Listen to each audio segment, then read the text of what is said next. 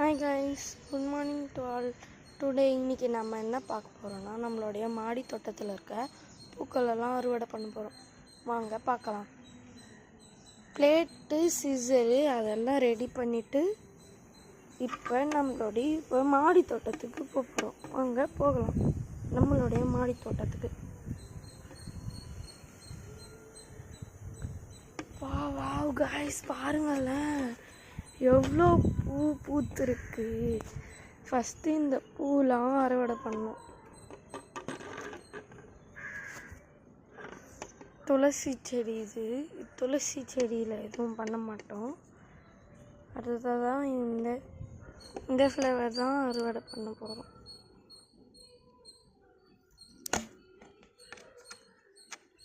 இங்கே பாருங்க காய்ஸ், எவ்வளோ வளர்ந்துருக்கு.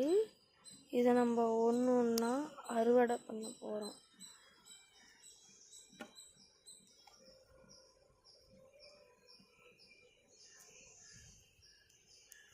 இது இப்படியே இருந்தால் தான் அழகாக இருக்கும்னு சொல்லுவாங்க. ஆனால் நம்ம அறுவடை பண்ணி நம்மளுடைய வீட்டு டெக்கரேஷனுக்கு கூட வச்சுக்கலாம் கைஸ். இது ஒரு பால் ரோஸ் கலர்.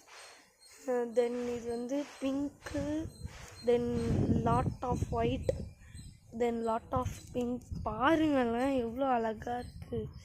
ஆனால் இது எனக்கு கிள்ளவே மனசு வரலை.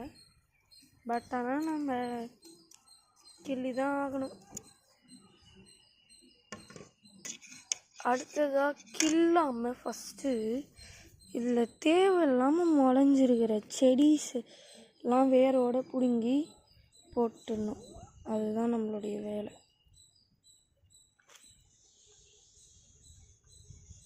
போட்டுட்டோம்.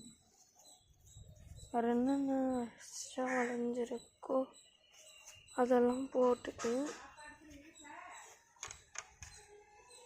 போடணும்.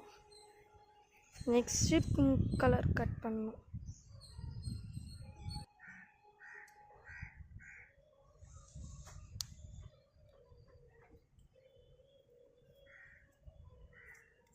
நெக்ஸ்ட்டு இப்போ பிங்க் கலர் தேவையானது மட்டும் கட் பண்ணிப்போம்.